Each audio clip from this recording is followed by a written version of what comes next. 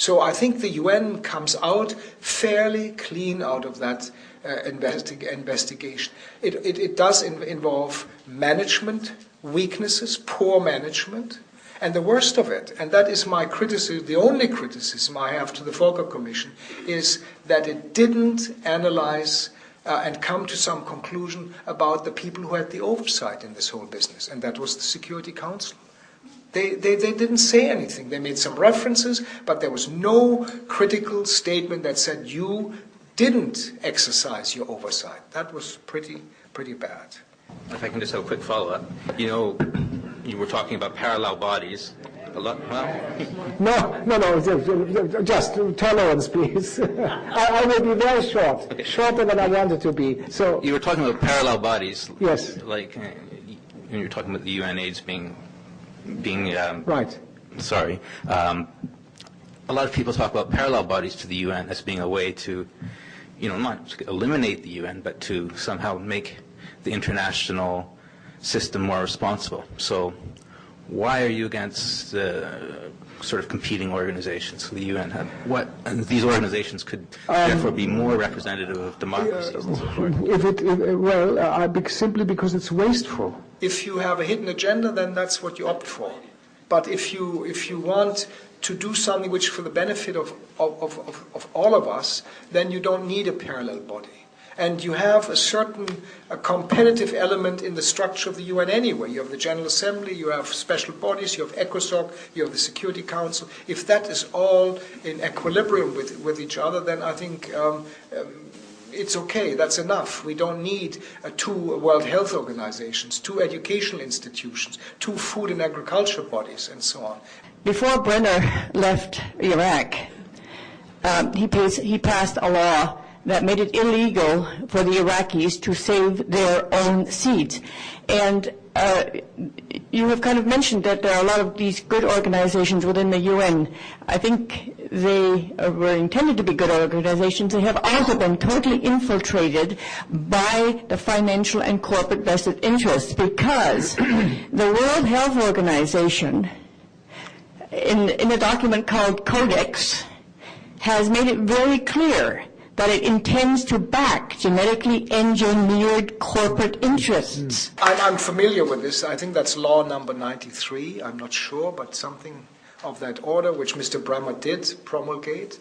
And Mesopotamian farmers who for thousands of years use their seeds suddenly are in violation by using them. They must import Syngenta and Montesano seed varieties that are manipulated. That is a pretty serious matter, but it hasn't gone very far.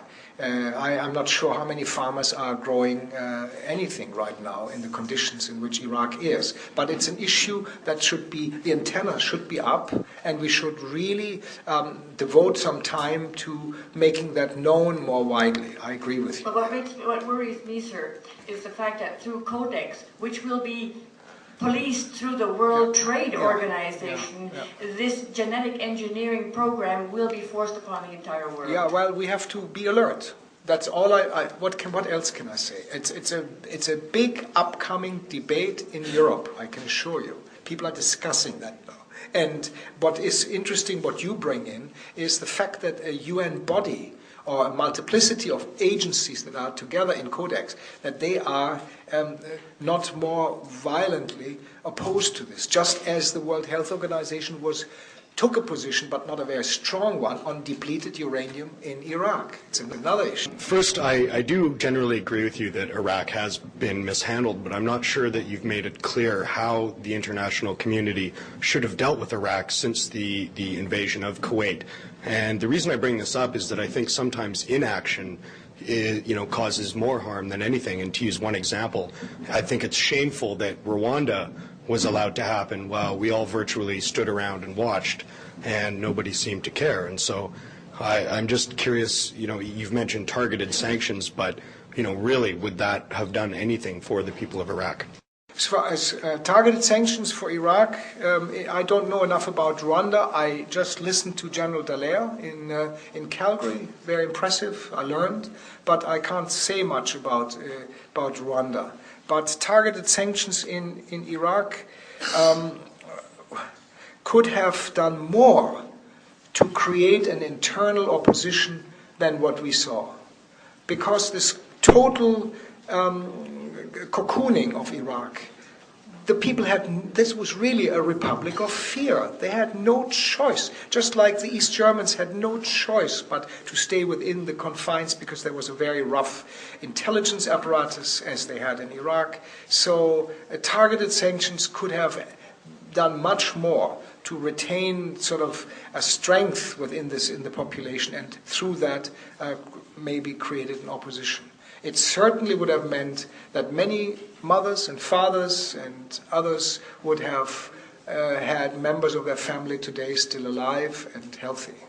It's clear that the issues that you're addressing have lots of layers. You're dealing with the UN.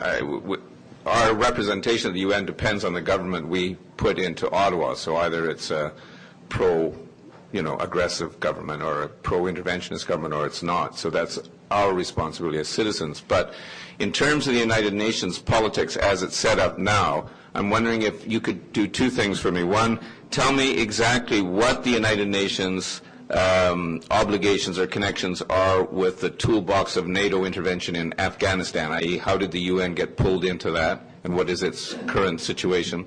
And secondly, what your estimation is of the realpolitik in the United Nations General Assembly now for reform. That is to say, what blocks of states do you see playing a role in pushing for reform? Thank you. Very good.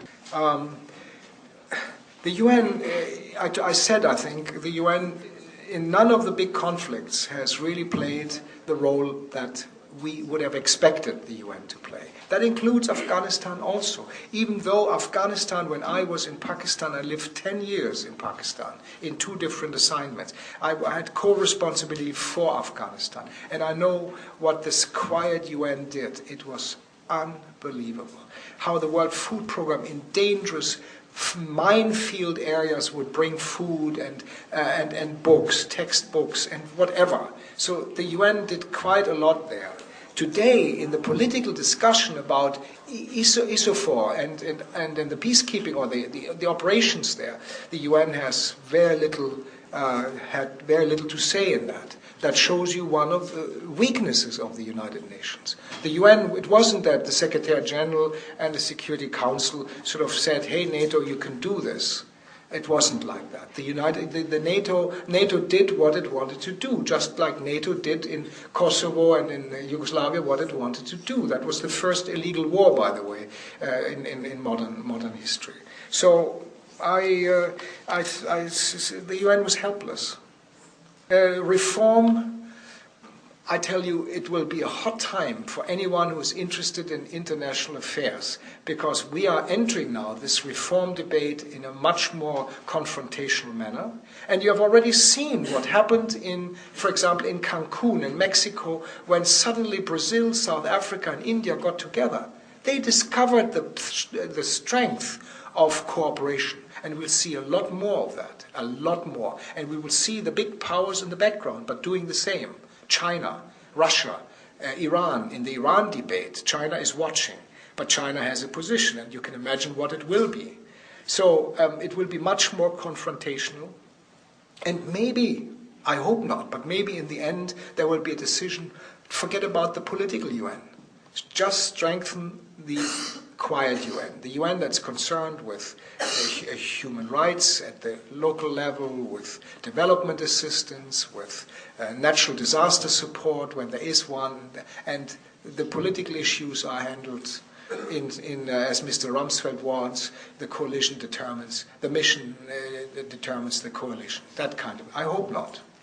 That's more I cannot say at the moment. I just want to say, there is a Middle Eastern proverb that I also like.